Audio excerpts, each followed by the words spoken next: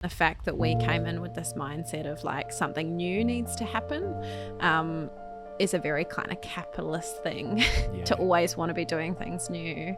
Absolutely. And it's just fundamentally overlooking what's there and what's good. Welcome to the next episode of the Impact Policy Podcast. Today I'm joined by McKercher. They are the author of Beyond Sticky Notes, a thought and practice leader in my mind in the CoDesign world. I wanted to get them on the podcast today because I wanted to do a real deep dive into CoDesign, a methodology, a reference point, a design method that's thrown around across the sector. One thing I've noticed means many different things to many different people. So I really wanted to hear about what CoDesign is, what it means when it's done well, what isn't CoDesign, how can people really understand the critical ingredients, what proper CoDesign looks like, how to navigate the complexities with communities that are experiencing complex needs in terms of meaningful CoDesign participation and engagement. And look, overall, it was an amazing yarn, something that I really believe policy, practice, engagement practitioners will get so much value out of. And I just really want to thank KA for taking the time to come in and share the wealth of their knowledge from working and leading in this sort of space with our audience as well. So please enjoy the next episode of the Impact Policy Podcast, and let's go. There's some, I think, big stuff here around, you know, if we are being asked to do co-design or we're assuming that we should be the ones leading it, just needing to spend a lot more time thinking about that and sort of thinking like, who am I to be doing this? And is there an opportunity of doing this together in some way? And like, is it even the time for this kind of approach? Because I think thinking back to that work, there was a lot of good stuff that was already happening, and the fact that we came in with this mindset of like something new needs to happen is a very kind of capitalist thing to always want to be doing things new. Absolutely. And it's just fundamentally overlooking what's there and what's good. Yeah, I think I love that, and I love what you said around that capitalist idea of always having to do something new and think about it from that sort of perspective. I often think about that when I think about Aboriginal communities and our communities, about this idea that we're designing something new. You know, we're coming together to find a new way to solve this issue in community or on country, when much of the reason why these issues may be present are the result of, you know, these systems and, you know, governments or, external people coming into community to try and, you know, solve a problem. So in many ways, sometimes as blackfellas, we often think like, actually, it's less about co-designing and doing something new, but actually like giving us the capacity to unpack what's been done, you know, and redress some of that stuff so we can start to come back to what was working for a long time. I know you've got a big background in the mental health space. You know, we talk about that a lot in terms of, you know, coming back to moving away from Western models of understanding the mental health, you know, experience and actually coming back to traditional ways of Aboriginal ways of knowing, being and doing, and how that's kept us well for many years before you know, the Western world was the predominant way of understanding how our communities' needs were met. It's a big yarn. It is a big one. And it's also like, as designers or like contemporary kind of designers, like post-industrial revolution kind of design, acknowledging design as ancient and first peoples have always designed, we kind of collude in this dynamic because we get taught that we have to do like brainstorms and come up with ideas, and we're often not asking the questions around like what could history tell us about this, and what is already working, and how could it be made more strong, or is it a matter of joining up some disparate things across a system that all in their own are kind of working but could work even better together. So it's also at the level of our methods and how we choose to set up conversations and where that starting point is, because what we're doing can't be shifted if we don't change how we're doing it. Yeah, absolutely. And I think you touch on some some really significant points there when we think about again from a from a cultural lens, but I imagine this thinking could translate to other communities as well in terms of when we think about designing, particularly, you and I both have had a background in working in the public sector. And the way our systems are structured, for the most part, our programs, our delivery, our implementation is sector specific. It's education focused, it's health focused, it's justice focused, when we know as communities often those responses and what we need to design is holistic and it's interconnected, and it recognizes the relationship of all that sort of stuff, and understanding how designing solutions are not designed in isolation of each other as well. And I think that's one of the sort of friction points, I think, in our communities, navigating that world. And I think it's a really powerful question to ask when we're starting a piece of work, is like, who's already doing something around this kind of outcome idea or advocacy is already going on or has gone on, because we have such the potential to undermine each other's efforts around the system through one, failing to see them, and then like just exhausting people because they're absolutely. Like, oh, was that like this workshop, or like, is that another workshop? And like, I don't think any of us want to spend our whole days going to like all different co-design workshops where the folks convening them and designing those processes haven't seen the interconnectedness of that. Yeah, absolutely. Critical points. I think, coming from the public sector before the impact policy world, co-design was always thrown around. It felt like almost everything was co-designed. And then, coming into impact policy and starting to really get interested in understanding, like, what does meaningful co-design look like with our communities, and got connected with you quite early in that journey, which has been a blessing, because you're really well respected in this sort of space as a thought and practice leader.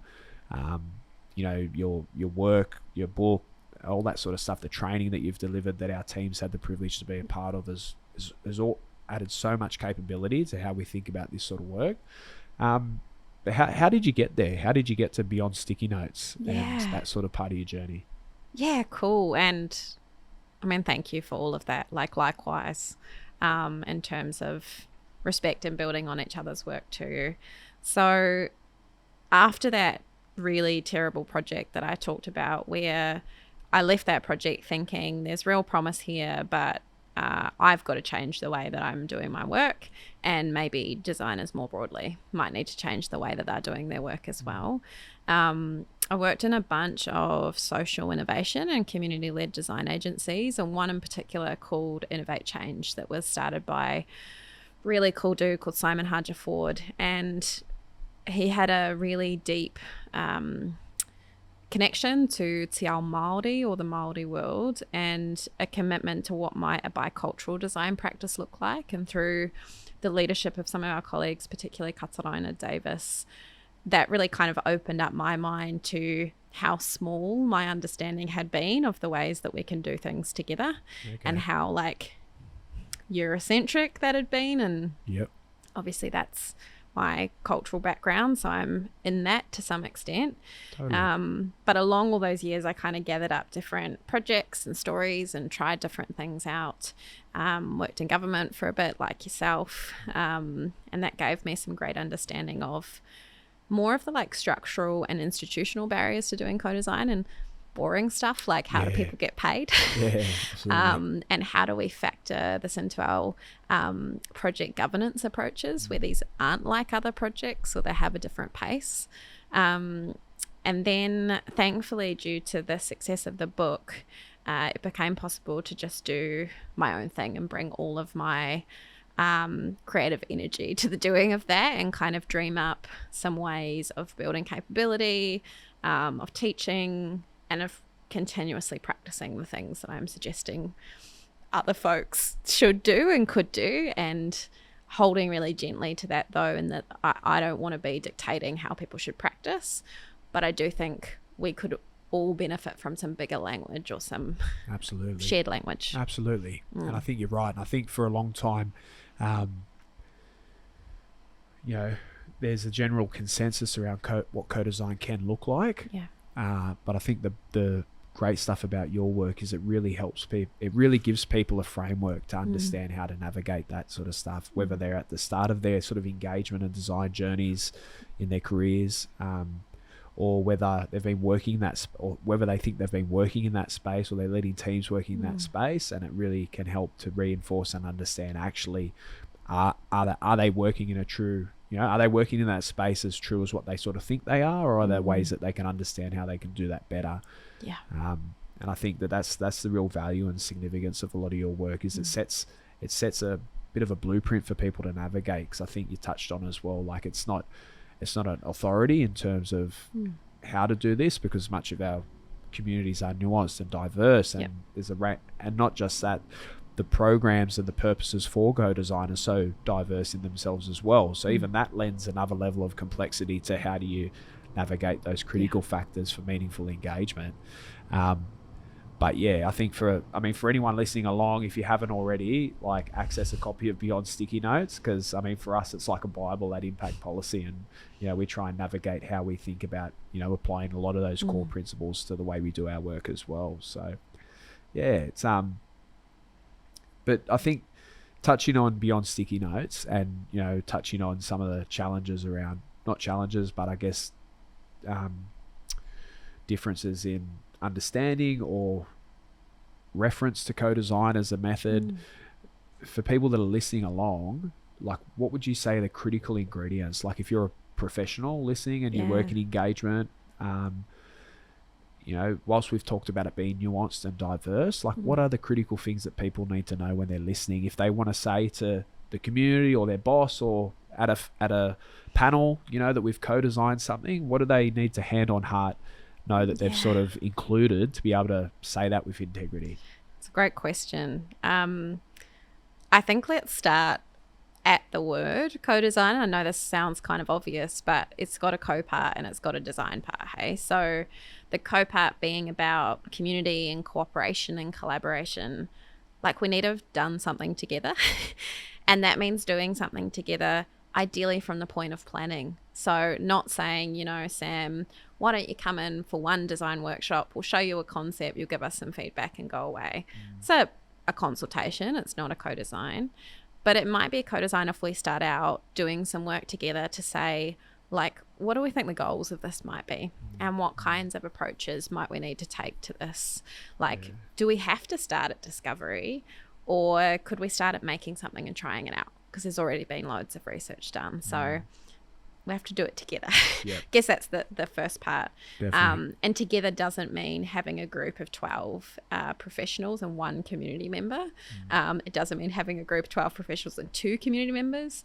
It means having at least an equal side-by-side role, and for that mutual learning to be possible, hey? Where folks in community are sharing their stories and hopes and ideas, and folks in systems are listening to that, responding, and also sharing what things are like for them in a system as well. And that kind of mutual learning is a core thing. And then there's a design bit. So if there's no design bit, it's not co-design. It might be amazing co-work or community work. But the design bit means we're making something together. So we could be making policy, we could be making services, we could be making products, we could be making visual communications, we could be making intangible things like campaigns or movements. So there has to be something made, and co-designers have to be helping to make it. So it doesn't mean that we outsource that to professional designers and then show people it and say, like, do you like it? It means that we're actually, like, helping to author that ourselves. And it might be that we're part of generating concepts or remembering things that have been. It might be that we are part of developing design principles, and it might be that we are part of developing prototypes or little models that help us to test out an idea. So the community part has to be there and the design part has to be there. And the recognition's got to be there. So not asking folks to sometimes share the worst stories about their lives as an act of service to us, or coercing them into volunteering if that's not for them. And being really flexible about what recognition could mean to a person, hey? Like, for some folks, it will be money. It needs to be money. And others, it might be like an event or publishing something together or presenting something together or learning a new skill. So I think those 3 parts, the co-bit, the design bit, and the recognition bit are really important. Yeah, interesting. I reflect about that a lot when I think about engagement and participation, like particularly in communities that maybe they're experiencing complex needs, or maybe there's social disadvantage, or a range of different factors. And I think about a lot of the barriers to participation and engagement. And I often used to get frustrated in the public sector and even in the community sector sometimes, where like we would do community work between the hours of 9 to 5. And so like it's wild. It's crazy, right? Yeah, Like how yeah. like it makes no sense to me whatsoever that that's sort of the standard for engagement and participation. And we're almost saying that if you are employed or study in some capacity, like you're almost automatically excluded. There's this massive thing around choice, and I think sometimes in our co-design, our consultation, everything in between processes, we shut down choice so much and we base it on our own efficiency and ease. And the work becomes about what would be the easiest for us to facilitate and document and analyze. Definitely. And really isn't about offering like big choices to folks, like here's like big ways you can take part in this. Like maybe you want to be in a co-design crew, or maybe that's like too much and you're busy, so you want to come along to some consultations or community dinners, or like write or tell your story or take photos or do drawings. So there's big stuff, and then there's small stuff like, where is it? What time is it? On whose terms am I being invited here? Totally. Yeah. I think that point about choice is sort of really critical, right? And it sort of lends itself into that power conversation that I know I've read about and spoke about too. And often, who's making the decisions and who ultimately makes the choices around that sort of stuff. And for the most part, when it's not done well, it's the people that are trying to deliver a co-design approach, without actually sharing that power, right, and those choices with the communities they're trying to do it with. And I think we can kind of forget to continuously be offering options, seeing what folks take up, and also asking, is there another way we haven't thought of? Because like we're all limited in our own imaginations about how we can do work together. And I'll often be doing something and kind of saying to co-designers, should we do it like this, or something else? What do you reckon? And someone will be like, oh, I reckon we could make that. Like, could that be an option? I don't really feel like writing. I don't want to use a sticky note. I don't even want to come to a workshop, but I can see some other opportunities for how I could take part. So I think that kind of flexibility, but being really curious, if you have the privilege of being the facilitator, of knowing all of the power that you're coming with, and that folks often won't say, hey, I've got another idea, unless that's an explicit choice and that's explicitly modeled as being welcome. Totally. I think that, and again, like reflecting on communities, where I'm from and where I'm connected to, that's critical. It's pivotal to meaningful participation and having a voice. I remember growing up as a kid and watching, there's like 2 engagement community consultations I remember going to as a kid, or as a teenager. And I remember like some of the smartest, like older men in my community, sit there just quiet in this, consultation, but it was more like a presentation, really. And I remember always thinking like these are some of the loudest people I know. Like why don't they have a voice? Like why aren't they talking? And we often, like, I think the next generation, and I'm creeping into that older generation now, but like, as younger generation is less likely, when I was that age, to speak up over our old people in those settings as well. And so often that would flow on culturally in terms of a lot of the people that the less people there would be talking, particularly like the younger guys over the older men, if they're not talking and not having a voice in those sorts of spaces. And so like I feel like there's a real that's where we sort of lean into that whole choice, power, connection, and also understanding the nuances around cultural diversity and communities that you're going into and navigating as well. Like, really, really critical sort of stuff. that we've seen, growing up and living with. And I think I reflect on I'm doing some stuff in the languages space at the moment, and a person I'm working with at the moment, she's an amazing ally and great researcher, and been working with this community for a long time. And I touched on the relational stuff a bit earlier, and she was talking about this they're doing a longitudinal study around this amazing language work that's happening up on Gumbaynggirr country, and she talks about, like, hand on heart, I can say that this project is done with like meaningful co-design, and she talks about the principles around choice, around participation, around access, around decision making, and it's so refreshing to hear. But I asked, what made that, how did you get to that point? And she's like, well, we've had this relationship with this this community org and these stakeholders and language speakers for a number of years now, that when the opportunity came up to do this, it was almost an organic sort of way to try and drive the project.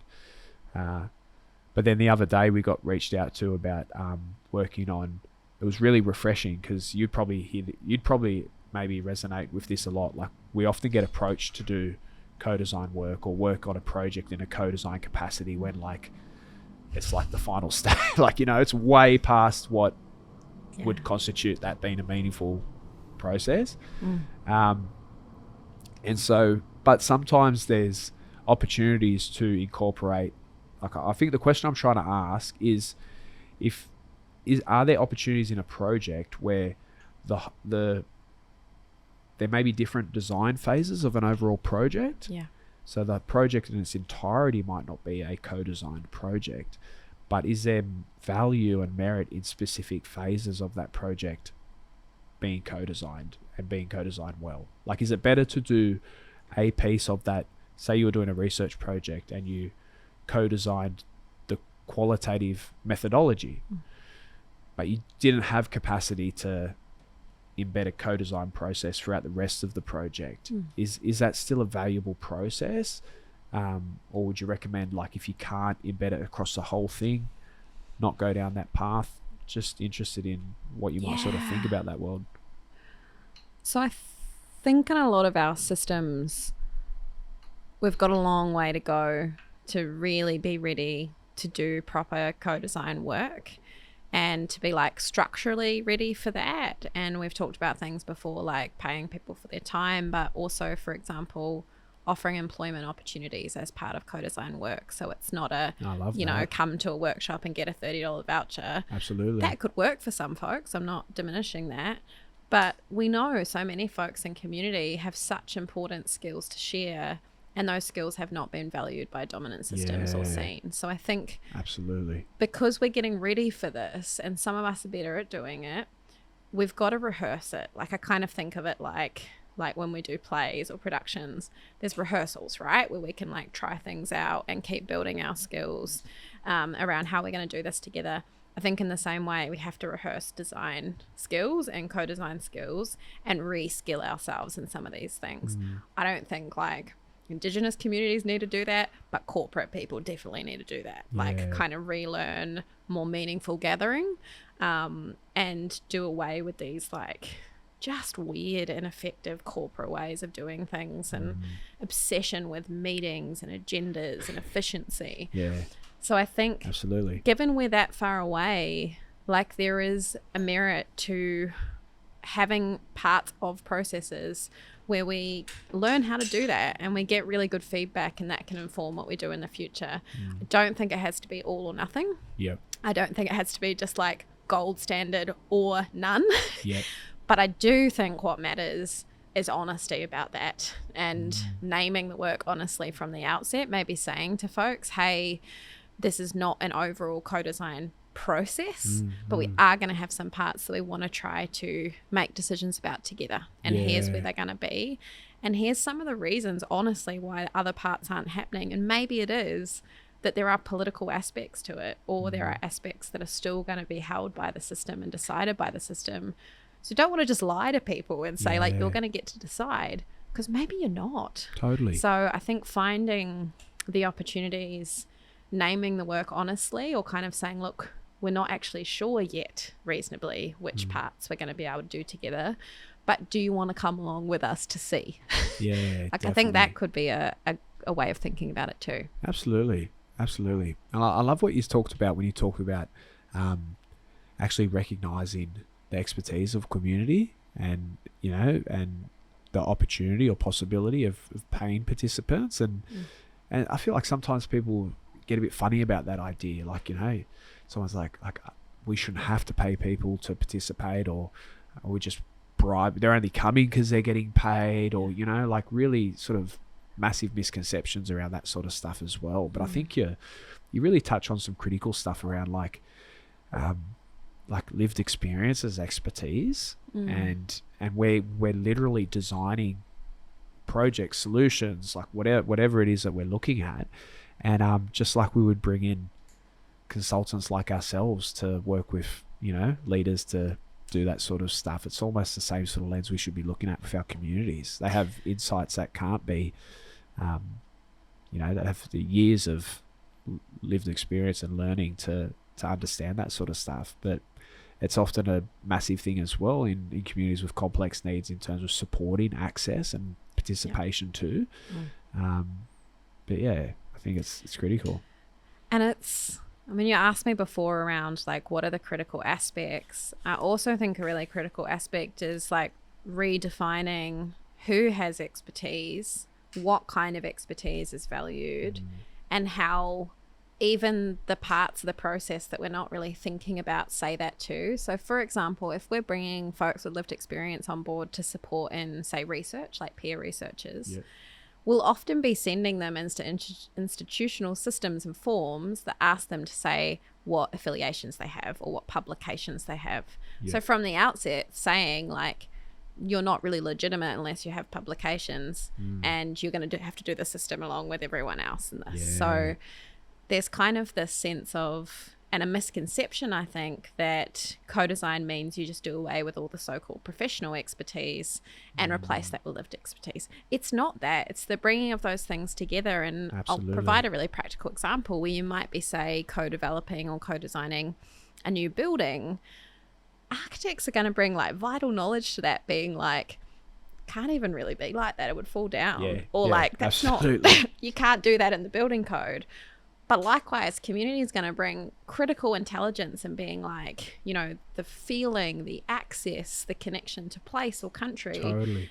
So it is I think of co-design as a conversation, but a consent-driven conversation of kind of like, what could we share with each other by way of knowledge that helps us develop something better together? Yeah. Because we each know more than we knew when we first came into this process. Totally. I think that's a really clear and practical example for people listening along to really understand that connection and that relationship with that work. I think it spells it out really, really well. I wanted to ask you a couple other things here. So I did a bit of a, we've known each other for over 12 months now, I think. And I wanted to ask a couple of questions here, particularly around some of your research areas of interest. So you touched on some of your lived experience a little bit earlier. But I wanted to ask you about sort of, on your bio and background, you've got specific research areas, specific areas of interest into the LGBTQIA plus policy space, out of home care, mental health and addiction world, to name a few.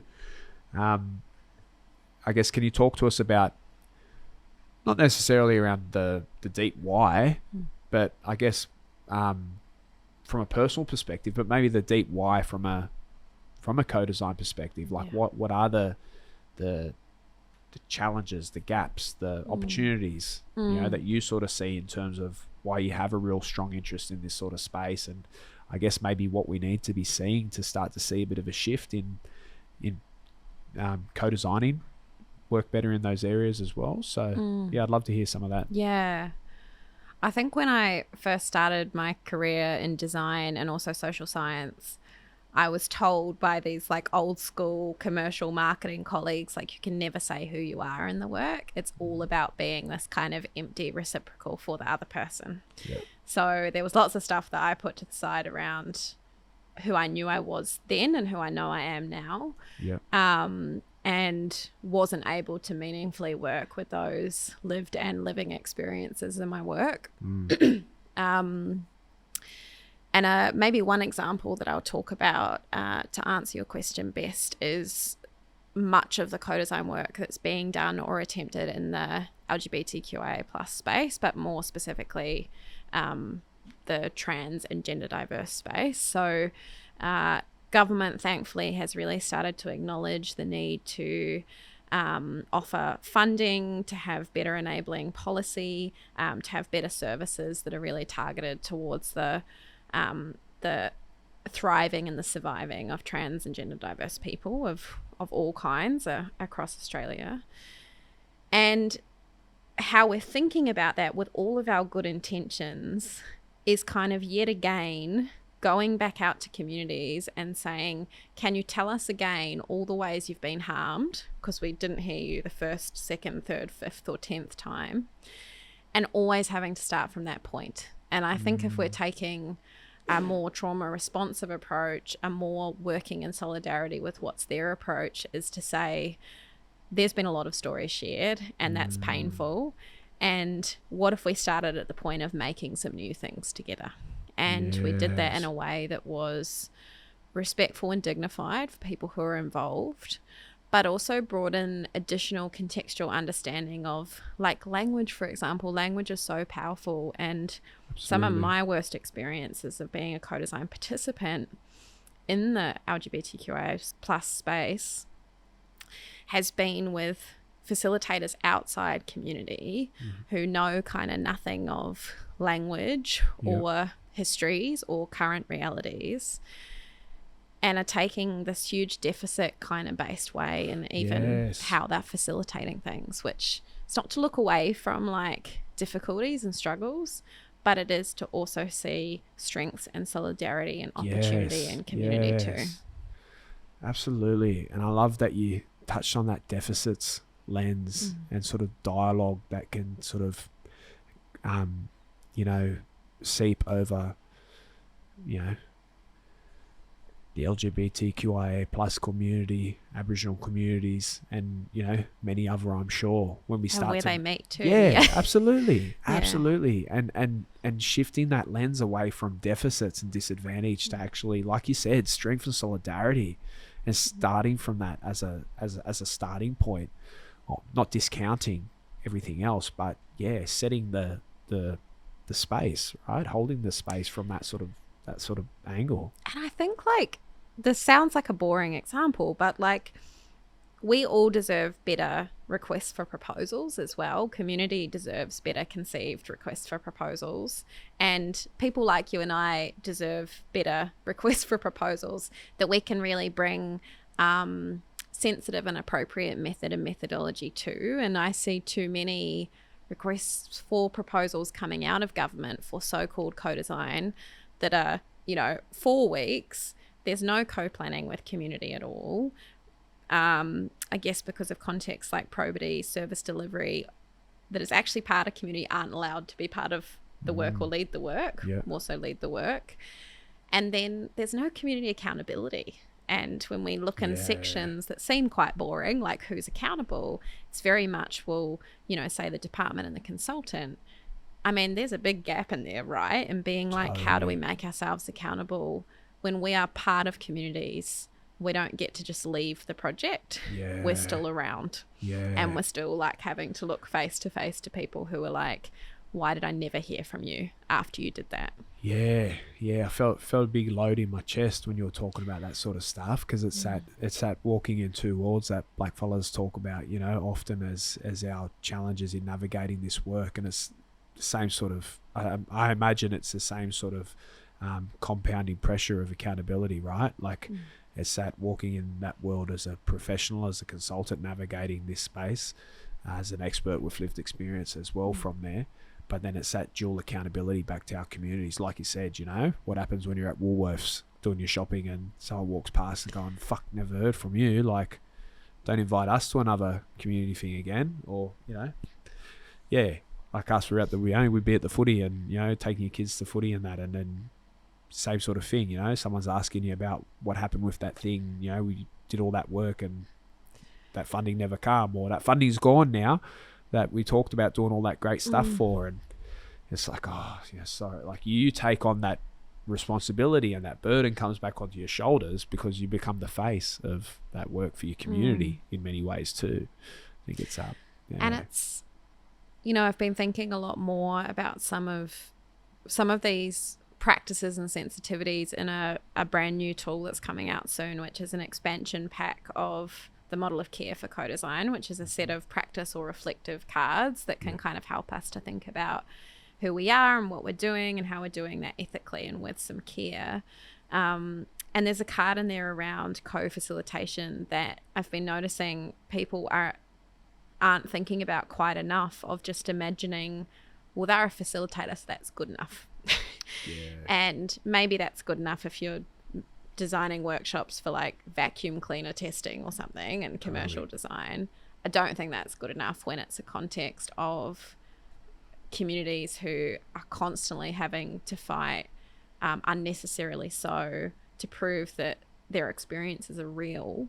I think at the very least the co-facilitation of that matters, where maybe if we're not the person, us walking alongside a person who is, to be learning from each other, and like say we were co-facilitating things, there'd be tons of things that you would notice that I wouldn't, and maybe there would be things that I might bring around specific ways of working that we would then adapt together and with the folks we're working with. So I think co-hosting, co-facilitating are powerful practices and almost should just be kind of business as usual when we're putting our hat in the ring to do pieces of work or being asked by our organizations to do that. Definitely. And I think it's a really critical way to think about like roles and participation as well, by actually like it's such a powerful role in the co-design journey, right? And so to be able to really identify, engage, recruit someone from that community to be in that co-facilitator role with you is a really powerful way of actually starting on the right foot and really embedding some strong principles of engagement and voice from the get-go. I think it's so often where I know in our communities where we're unraveling 200 plus years of failed past policy and government engagement. So to be able to start that engagement from that being the face, it's not you, it's not me, it's us. And being able to define that and invest those resources into be able to doing that, I feel like just potentially increases the outcome of participation significantly as a result. And it's something we probably need to think more of in terms of really pushing for that when we are discussing budgets and strategies for how we do this sort of work, whether it's in the public or private sort of space as well. And it's almost that one step further from supporting general participation and access. When we talk about potentially paying people and looking at that sort of stuff, it's sort of maybe that one step forward in terms of thinking about that. But and it's it starts from Indy Johar has this language around the boring revolution, which I kind of like thinking about the boring revolution that needs to go on inside of our systems and structures and needs to be led by, folks that have a lot of grit in doing things like, okay, we're creating a budget. There's going to be a line item in there for the employment of folks with lived and living experience to be meaningfully a part of this work.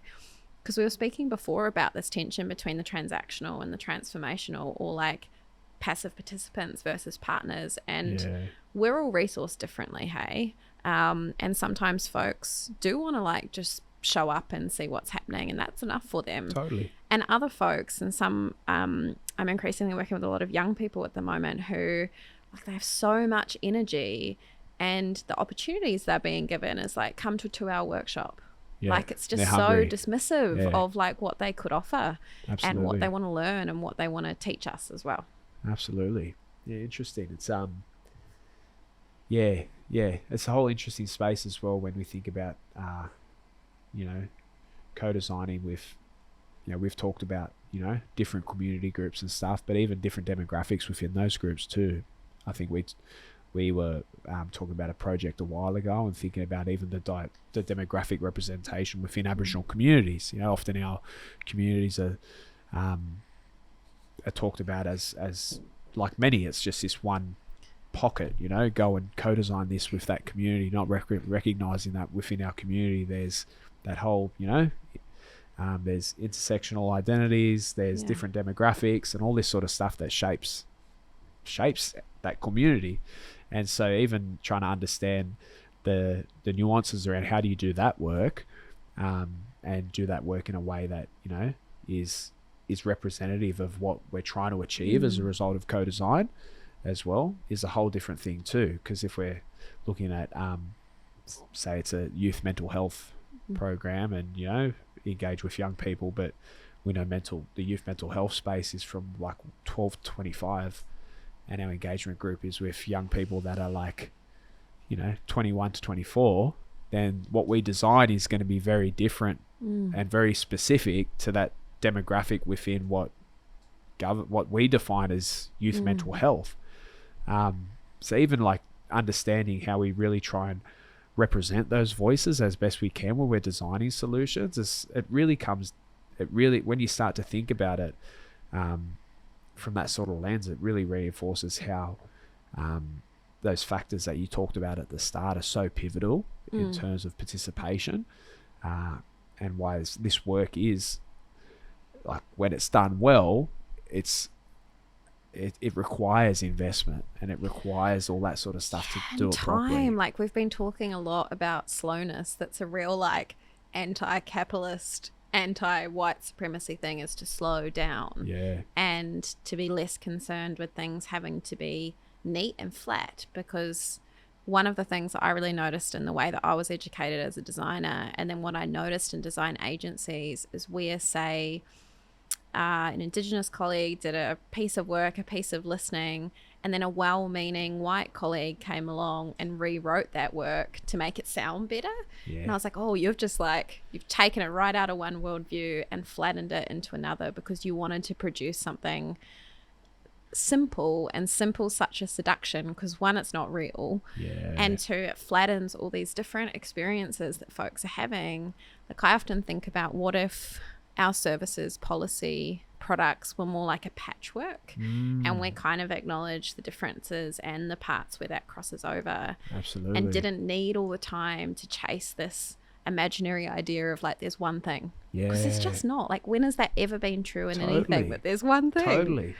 We got I think you'll love the next podcast coming out with Georgi Ravelou from Sydney University, and he talks about the binary versus the non-binary. And that whole sort of living within this binary of the only one way that stuff is structured and happens and people live within, and this whole other non-binary world, which is where many of us live within, is actually where so much work happens, so much life happens, and so much change happens as well. But it's that friction between coming out of the binary and moving within that sort of space that we can start to actually really see some different ways of working and living and doing things differently, often better too. And we've got to acknowledge as well that being in that space of in-betweenness or uncertainness or liminality, or being in the grey, like whatever language we have for that or don't, that's much harder for some of us than others. And sometimes when I'm thinking about co-design teams, either the folks who are supporting that process or the folks who are in that process as either partners or participants or some kind of blend of that, is how are we seeing for ourselves what our own relationship is to that ambiguity and uncertainty? Because for some of us it's real scary. Absolutely. And I think sometimes we have to set better expectations at the outset of a process like co-design that's quite emergent, if we let it be, where we start out thinking we're doing one thing and then we learn something and we might need to take a pivot. So sometimes I'll have conversations with co-designers up front to be like, this is like the broad place of where we might go together. We'll make the map together as we go, but there are some kind of parts to it that are going to be feel like the fog. And there's going to be some parts that feel like we've come to an island of certainty. So maybe like naming the insights are an island of certainty, or maybe like knowing what we would want to develop ideas around or remember ideas about is a point of certainty. So knowing that like it's not all ambiguity, because it's also from a neurodivergent perspective can be tricky as well when we want to make sure that it's not only different bodies, experiences, cultures, but also different neurotypes. Yeah. And folks who aren't constantly being reinforced of there's a normal way to participate or engage, like you've talked about before, of if you're quiet, you're not engaging. Yeah. And we've got to like just keep expanding that to make a sense of you're welcome here regardless of how you engage and regardless of whether I think it's the right way or, you know, you're engaging, you're here. Absolutely. How long has CoDesign been around for? Do you know? Like, do you have a rough idea in terms of like, or at least using the language of it? Yeah. So if we talk about like a more European kind of perspective on this, some of the kind of post-industrial Scandinavian design traditions, participatory design traditions, maybe kind of 70s, 80s, around that sort of point. I think that looks away from the fact, though, that communities have always been designing and maybe not had that language, but had those practices of making sense of things together, of trying things out, of putting things in place to make things more accessible or safe for us to move around in the world. Like, what community who has been historically or presently marginalised has not had to design things to be connected, safe, you know, that kind of thing. So I often talk about it as like CoDesign has many histories, and maybe acknowledging a lot of those different histories helps us better see what future possibilities there might be too. Yeah, absolutely. And I think you touched on some of that sort of thinking from our perspective around like critical whiteness and how, you know, there's always been this and governments often work within that sort of way of like, people think about whiteness, critical whiteness, sort of as like skin color, but it's actually, what I'm learning is that it's not. It's actually about like systems, and how there's always only been like one way that is the way to do stuff, and it comes back again to that non-binary yarn, right? And it's almost like we're on a journey with CoDesign at the moment in terms of unpacking the non-binary of how this work looks as well, and taking that blueprint and understanding how that works across communities, and recognizing that we have a framework and a system for how we understand and how that work looks. That part of like decolonizing our thinking around this work is that it can look different, and that's okay. And should, right? And much to like your example of that person, that colleague or person you knew who had their work rewritten because it fitted better for that environment, is a perfect example of that sort of stuff too, I think. It's been interesting to me now that travel's a little bit easier, going back home to Aotearoa a bit more and getting, in some small way, kind of reconnected to the community of practice in New Zealand around CoDesign or community-led design or whatever we want to call it, and hearing quite clearly that folks have almost travelled up the CoDesign enthusiasm curve and then come back down the other side to be really critical about, well, whose CoDesign is it? Is it predominantly about re-remembering Indigenous practices? And if it's that, then let's be honest about that and not try to co-opt that. And being ready to have proper critique of one, just because it's community-led doesn't make it inherently safer or more inclusive. And community can also be a place of harm. Just because it's co-designed doesn't mean it's good and having an impact, and didn't mean it was a great process, and it might not mean it's a great output. So I don't think Australia's there yet, hey? I think we're still like ramping up the enthusiasm curve, and maybe I know folks like yourself and myself are maybe exploring critique as a necessary practice that we have to critique things and kind of wonder if they are in fact having the impact they've promised. But if we're really going to get there in Australia, I think we've got to come over the enthusiasm peak and into proper and honest conversations about where is this making a difference and where isn't it, and yeah, definitely. what next.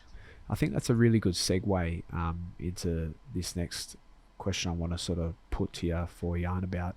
And, you know, we've talked about some of the, you know, we often in our world get brought in, you know, project specific and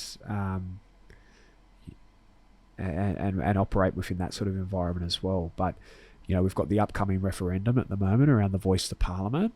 And there's been so many questions around, you know, what is it? What is the voice? How will it be structured? What will its functions be, and all that sort of thing as well. And you know, the reality is that that stuff hasn't been designed yet, and they've said that. And I might, don't quote me, but I'm pretty sure I've heard the language co-design thrown around when I've listened to media, and so it sparked me. Go, okay, all right, co-design. Like, what's this going to look like at that scale when we're talking about actually like enshrining something in the Constitution? And then working on how we design and get to what it's going to look like. And so, you know, complex environment to be working within, but also one that you would think, given the scale, that the time is going to be there to do it right, the resources are going to be there to do it right, that whilst the environment's going to be complex to navigate and the scale is huge, that at least from a resource perspective, you know, you might be able to have the ingredients there to navigate what co-design could look like when done well.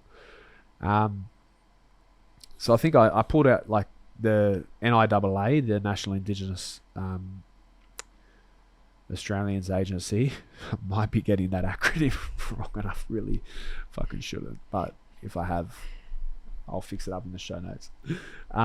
But they've quoted, if the proposed law is approved at the referendum, that there will be a process with Aboriginal and Torres Strait Islander communities, the Parliament and the broader public to settle the voice design.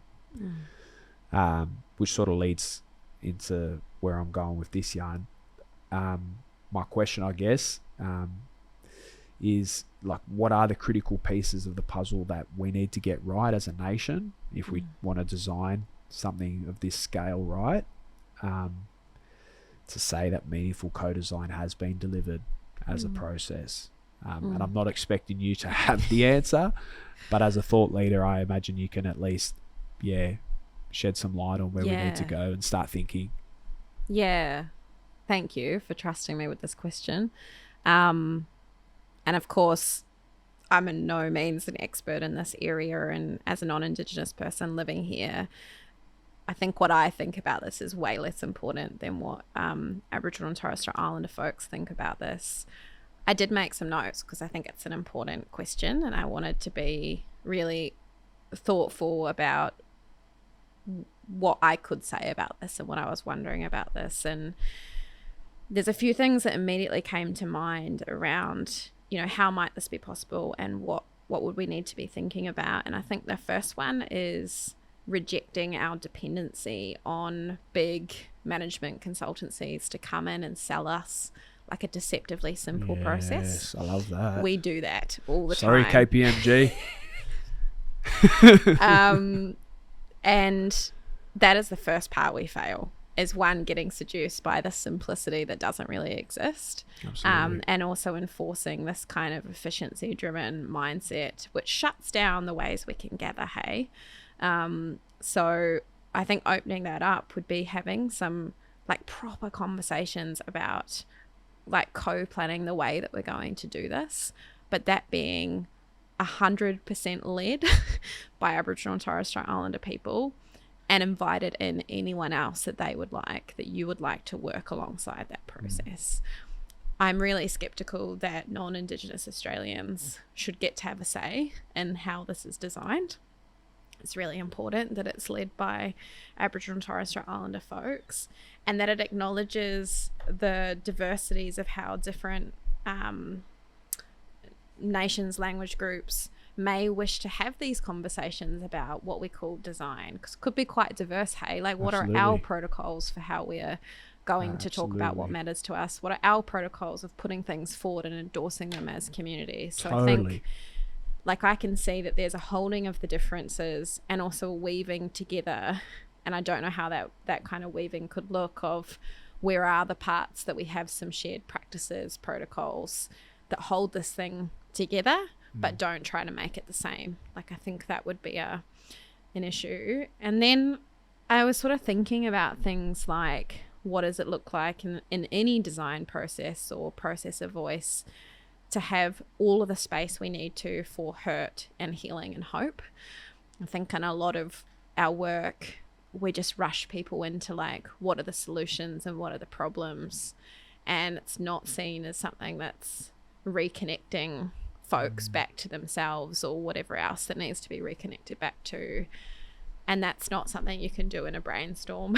Yeah. So I think kind of rejecting that stuff and really finding or rediscovering or being curious about the methods and approaches that exist, and whether or not it's appropriate to look to other places where there has been a kind of decolonizing of co-design or participatory design approaches, and a reclaiming of, say, ways to make decisions that are slow and about being together, not getting a sheet of sticky dots and putting them up on ideas and thinking that that's adequate. Yeah, totally.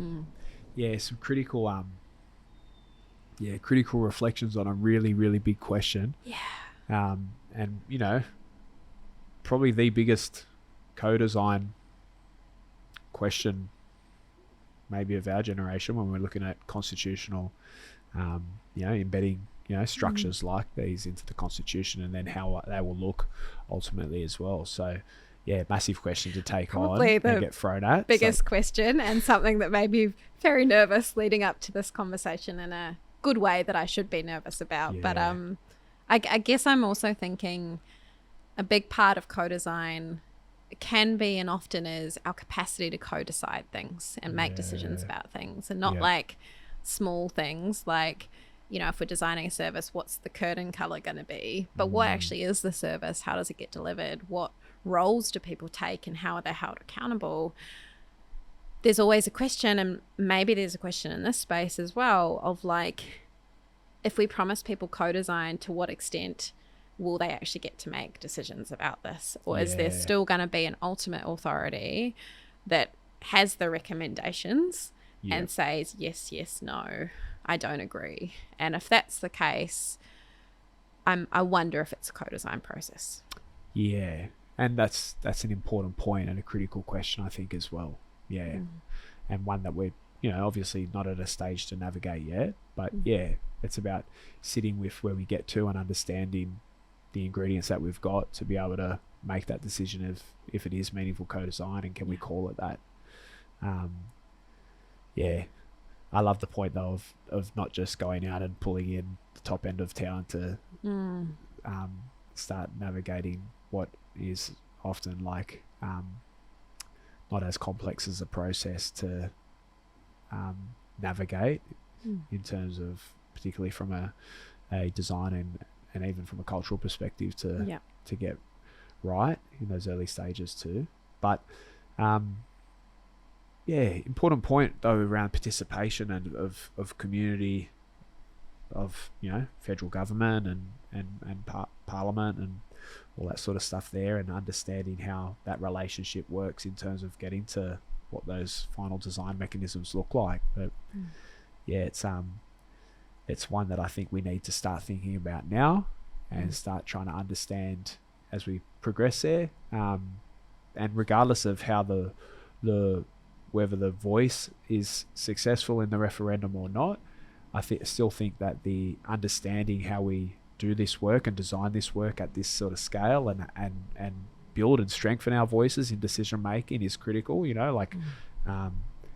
Governance systems as structures of some extent have existed a lot outside of or speaking to decision makers for a long time, and so starting to think about this sort of stuff from this scale at least gives us a way to at least understand how we can maybe build on doing that work better anyway in the long term. I often think about the structure of the voice and that as a governance mechanism at a state level as well, and how we can start to you touched on the diversity of Australia, what's now known as Australia, and all of our countries and nations and language groups that exist within here, and the complexity around how we start to think about co-design. When you're co-designing a process that's representative of so much mob across here, and so I even think about can we start to think about this stuff at a state government level? Can we start to think about it at a local level and start to really understand how all that stuff is connected and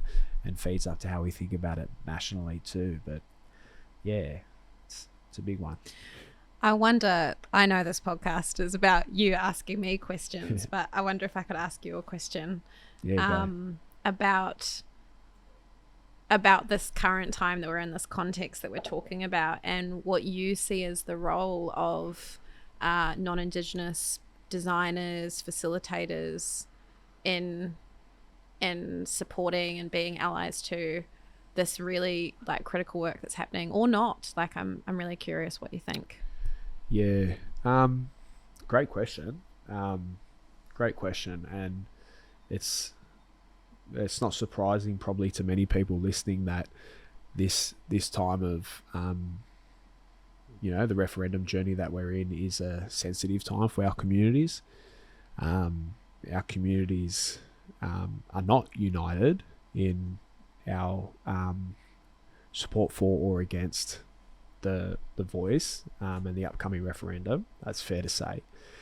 But outside of that, it's also a very sensitive time for our communities, our families, our kids, because the significance and the symbolism of this moment, regardless of the mechanisms of or how you agree with what's happening, what it means is quite significant and sensitive for our communities and our families. Our children that don't understand the complexity of constitutional recognition and voices to Parliament know that there's decisions that the world is, that their country and nation is making decisions based on their identity and how how they're seen in this world and on their land, their country, their nations. So I think that's an important precursor to thinking about the complexity of where we are right now as a nation in this journey. My advice for anyone listening, for allies listening along, and people that want to be a part of this journey and engaging in this space, is that there's a couple of critical pieces for me around being invited in and being asked to speak.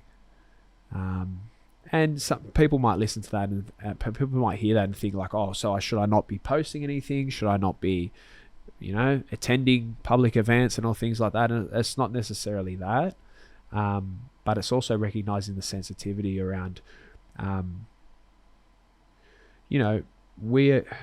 often struggle when I see a lot of the campaigning that's increasing, because I haven't seen that level of campaigning in my own community. So I see a lot of institutions and, churches and places of, institutional places holding space for conversations around our humanity and place in this country. And those same spaces haven't been held in our own communities. So that's hard. That's tough for us to see that sort of stuff. So I think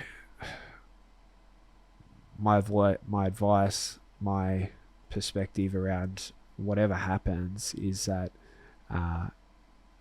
this is a moment in our country's journey that is one in a long journey.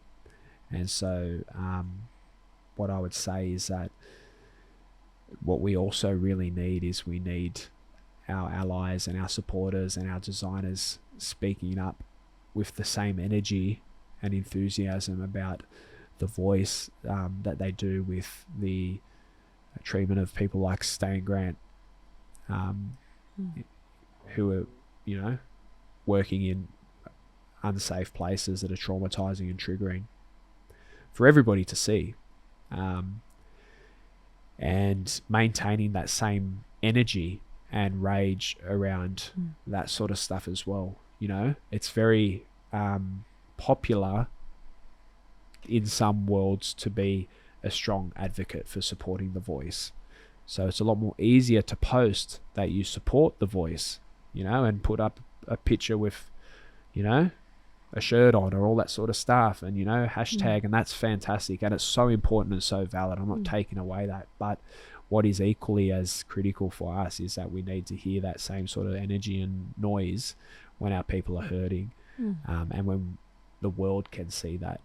When Latrell, I put a post up about it, the other day, but when Latrell Mitchell's getting, racially abused by teenage kids at his place of work, and he calls that out, we need our allies for the voice screaming as loudly about that as well. So I think it's about us as a whole, as Aboriginal communities, as allies, turning up for all of the fight, for the long term as best as we can. It's a long answer to a complex question, but hopefully it's one that provides really helpful. Provides one person's insight. I speak for myself, my family, and the community where I've grown up. I don't speak for all black fellas from across Sydney and across this nation, but that's my personal sort of reflection off the top that I haven't prepped either. It's been a great yarn, but and I've really enjoyed it. Me too. One thing I try and ask everyone that comes on is, if for anybody listening along, if there's one thing that they could read, watch, or listen to as a next step in their sort of journey, if they're working in this co-design world, or they're working and they're interested in it, they've enjoyed hearing what we've talked about, where could they go to for next steps, either in your world, around your stuff? I know you do a whole range of different things, but if there's other stuff as well you would suggest people try and check out. Look, there's some fantastic stuff out there, and with a particular emphasis on some amazing disabled or trans or Indigenous people of colour that are actively thinking about decolonising design. Maybe let's really focus on that. Right. I think folks could read Beyond Sticky Notes if reading is their thing, but also keep an eye out in the next couple of weeks is the expansion pack of the model of co-design is coming out. It's got 26 new cards in it that are practices of care. Yeah, nice. And roughly 10 different people have helped build this from the US, from the UK, from Aotearoa, and from across Australia. So it's been super energizing learning with all these different practitioners about what are we noticing in our work, and the cards are as diverse as thinking about things like welcoming many ways of knowing and being and doing into the work. A friend and colleague, Nicole Barling-Luke, has bought a whole bunch of new cards around how we think about the endings of things better, and don't just stop. So that's a little bit of a different tool, and it might be a set of practices you put out and have a chat about together, or you put up on a screen and have a chat about together. Or if you're really nerdy, you make a spreadsheet of, and you kind of say, which ones am I doing, which ones am I not doing? So really excited to bring that out in the next couple of weeks. Yeah, awesome, cool. And I'll acknowledge, thank, and plug your online training that you've got as well. KA's given us the opportunity, Impact Policy, to put our team through a prototype course, co-design course, another course just recently as well. And honestly, in a world where we're often getting desensitized to online anything, I found the training really, really engaging, which I think is a really unique skill as an online facilitator and educator. So yeah, highly recommend checking that out if you're thinking about furthering your learning and unpacking that a little bit more as well. Cool. All right. Well, I think I haven't got a clock, but I feel like we're getting close to time, and I just want to say thank you again. Yeah. It's been a highlight over the past 12 months to connect, get to know each other more, and just bounce off each other, and hopefully that relationship continues to grow, and I think so. We go from there. I'm so honoured to know you and to be invited into this podcast, that just the incredible people that you speak to on this podcast. I'm really stoked to be one of them. So I'm really looking forward to deepening that relationship too, but also reading what you're working on around thinking about co-design and learning from that too. So thank you so much for having me. Yeah, neat. No worries. Thank you. Cool.